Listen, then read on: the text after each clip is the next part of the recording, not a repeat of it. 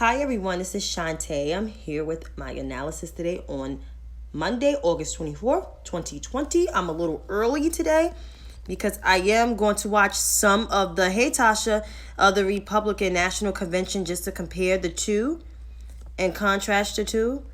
You know, you always got to listen to what the other side is saying, believe it or not, with the craziness. But I'm here with the stats of the coronavirus. These numbers are pretty alarming. And even countries that had like the lower numbers are now uptick because they reopened their countries. So here we are as of today. Globally, we had 23,531,270 cases of COVID-19 across the 188 countries, with our global death toll sitting at 810,340. The cases here at home in the U.S., which we account for a fourth of those cases, at 5,735,771 cases of COVID-19. And our death toll is at 177,179. And these numbers come from the Johns Hopkins website. They're actually on the website, not from TV, but on the website. And Brazil, the cases at 3,605,783, followed by India at 3,106,348. Russia's at 959,016. South Africa's at 611,450. Let's see. Peru is at 594,326. Hey,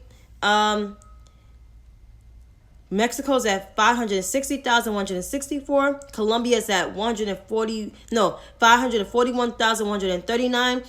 And Spain, believe it or not, is 405,436. And Chile, they surpassed Chile, which Chile is at 399,568. Now, in our Latin American countries, three of them has high cases. Ecuador is at 108,289, followed by the Dominican Republic at 91,161. And just to record their population here in the Dominican Republic, according to some stats I took down from Google, Dominican Republic has 10.6 million people as of 2018, and they have more cases than China, which China has 1.39 billion people, and their cases at 89,706. So there's a disconnect. There's a huge disconnect. I don't know what's going on in the Dominican Republic with 91,161, but I know it's pretty bad. I know they're on level 3 of travel advisory, along with most of these countries that's on this list, except for Dominica and St. Kitts. All the other countries are on level 3, according to the CDC. Panama, 86,900. Guatemala, 68,188. Honduras, 54,511. And El Salvador, 24,811. And our African nations, we know South Africa has the highest out of the whole continent. We have Nigeria in lockstep with 52,227. Guyana, 43,622. Kenya, 32,557. Cameroon, 18,762. Senegal, 13,013. And Gambia, 2,437. Now in our West Indian parts of the world, we have Haiti at 8,110, and their population is 11 million. And believe it or not, their cases is much lower than DR, and DR's right dead smack next to them. Like I said, it's a huge disconnect. Bahamas is at 1,765, followed by Jamaica is at 1,529. I'm assuming these countries have reopened the country for business, and these upticks are very high. And I'm pretty sure they're asking the United States for some help, and I don't know if that's even going on there. Guyana, 955,000. Trinidad and Tobago, 1,099. Belize, 713. Barbados, 161. Antigua, 94. St. Vincent, 58. St. Lucia, 26. Grenada is 24. Dominica moved up 2. They're not 18 no more. They're at 20 cases. And St. Kitts still remains 17 flat. let's see. According to the New York Times COVID map for these states here at home, we have California at 673,384. They're the highest. They're almost at 700. We have Texas at 602,855, which Florida is not too shies away from them at 602,821. New York is still in the 400s. They're at 434,462 as the curve is flattened here. I'm about to get into New York in a minute. In terms of the COVID-19 briefing, Georgia is at 239,612. Illinois is at 222,292. Arizona, 198,421. New Jersey, 191,548. North Carolina, 156,647. And Louisiana rounds up the top 10 at 143,707. And the counties, Los Angeles is going to probably surpass the city of New York's COVID cases, as it's still in the 230s. Los Angeles is at 695. Miami-Dade County, 151,986. Maricopa, 131,787. Cook County, 121,308. Harris County, 98,506. Broward County, which now surpassed Queens, New York, is at 69,136. And Queens is now the 7th county with the highest cases at 68,960. Keep in mind, Queens was the top for the early peaks of coronavirus. They have moved down to now the 7th since New York's curve is flattening. And there is no mass testing for this. Let's just keep in mind of that. But according to CBS and YouGov, 57% of Republicans approve that Donald Trump is doing a good job with coronavirus.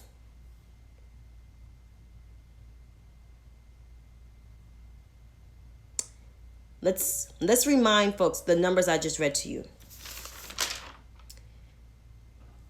5,735,771. Death toll in the 170s, almost close to 180,000 deaths.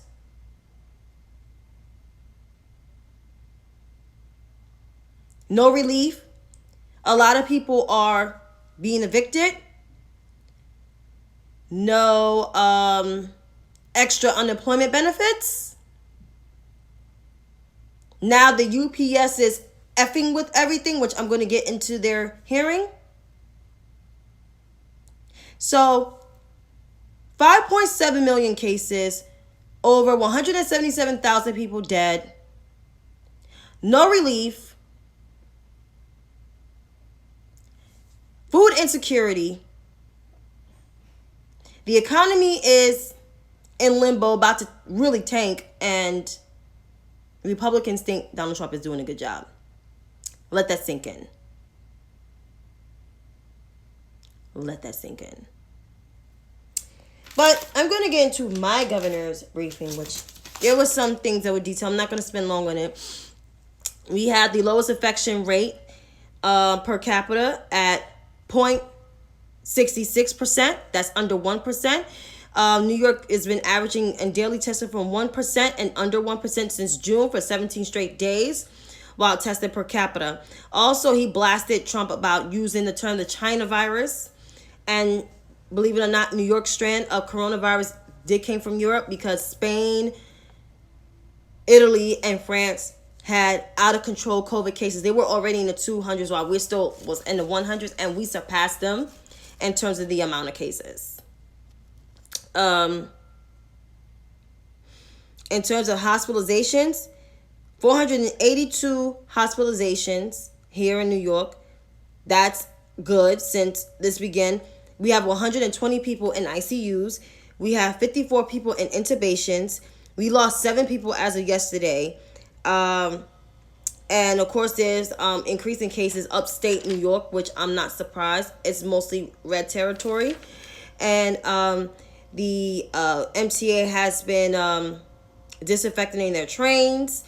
Let's see what else. There's going to be low risk practices such as tennis, soccer, cross country, field hockey, and swimming will take place on September 21st. But there's going to be just regional only, not region to region to go places and compete sports. No, it's going to be low risk. So I don't know how many people, but they got to follow the New York State DOH guidelines. You can look those up online. In terms of the mail-in ballot, which is absentee ballot, which Governor Cuomo signed executive orders, allowing a voter to get an absentee ballot because of risk of illnesses, counting absentee ballot postmarked before the election day or received by Board of Elections. He also eliminated the requirement that voters wait until 30 days prior to the election. He was also extended a temporary illness option to elections not to administer by the Board of Elections in November, and a whole host of other executive actions. Of course, Donald Trump may come after New York State, which he dare not to because he is from here, and we all know he's a punk.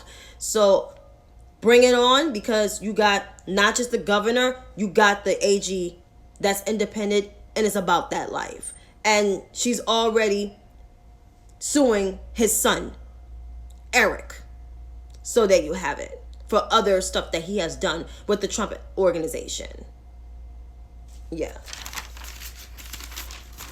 So that's that. Now let's get on to this Jacob Blake. As you guys saw the video, if you guys can see it, it's a very disturbing video. While breaking up a fight in Wisconsin, Kenosha, Wisconsin, I think that's the area in Wisconsin, he was breaking up a fight, and next thing you know, cops came up and start shooting him as he was getting into his car. Of course, the two officers are on leave, but this is exactly why the Black Lives Matter movement is going on. Besides all the other host of things, it's time, and this conversation is to defund the police and to demilitarize the police mostly. Because Black Lives Matter. These cops use their excessive force and not think in their head that an unarmed black person is they're a dangerous person? Absolutely not. And I speak of this because I've never been stopped by cops, but my father has. And trust me, it wasn't a fun sight. And he was just going on about his business. My father used to work 2 to 3 jobs when I was a kid, and that was by choice. So the fact is that it doesn't matter what he was doing, but the fact is that he was breaking up a fight, but you're going to shoot him because you think he was a threat? It's absolutely crazy. But Donald Trump amplified these cops time and time again to use excessive force. If you could look at the video where he addressed the cops in Long Island and saying that they can kick him down, he said something in that content, and it just gave cops more, it amplified them more to use the excessive force. So we're dealing with a Bull Connor and a George Wallace of the 21st century in the White House who is giving cops the green light. We got protesters on the other hand who is protesting lives of me. Even though some of those protesters are very far left and I don't agree with them, but we can all come together and to stop these cops from doing what they're doing, defund them, and mostly to demilitarize the police. So it's time for the cops to be demilitarized, period. When I get more information on this, I will speak more on this, but he's in stable condition. People thought he was killed. He's in stable condition and he is fine. And we're going to pray that he makes it through. And to more in Trump world, we got Kellyanne Conway, who has resigned because of her daughter's rants. Not surprised. We have, who else? Jerry Falwell, the president of, well, now the former president of Liberty University, stepped down because he was involved in an entanglement or affair, whatever he was doing. They were both, him and his wife, were sleeping with the pool boy. You could look at that information. Like, other than that, Trump world is going down.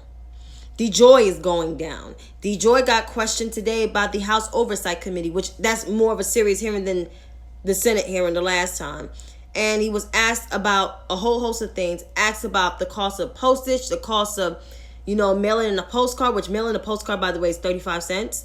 So he's going down in flames. Like, Trump world is going down in flames slowly but surely.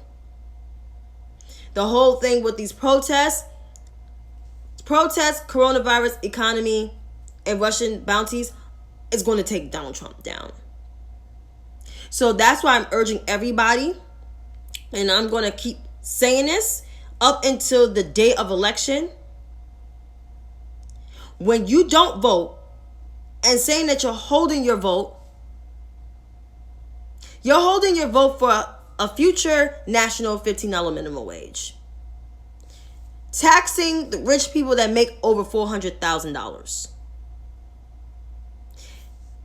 Demilitarizing the police. Even though Biden is not for defunding the police, I feel like they need to be demilitarized, but he's going to have to come close to being defunding the police. So, as I said, when you hold your vote, and I'm going to repeat my message, you're saying no to a $15 minimum wage. You're saying no to climate change. You're saying no to the Green New Deal. You're saying no to Medicare and Medicaid expansion. You're saying no to educational reform. You're saying no to infrastructure. You're saying no to affordable housing, black home ownership. You're saying no to a whole host of issues that are progressive. So when you decide to hold your vote and 4 more years of this rat-infested sewage rat gets his quote-unquote another years and saying why, think about you trying to hold your vote. So that's why it's important to vote. But until then, I will have a short video after the RNC because I'm going to watch a little bit of the RNC just to watch both sides. But until then, you have a good night and I'll see you tomorrow.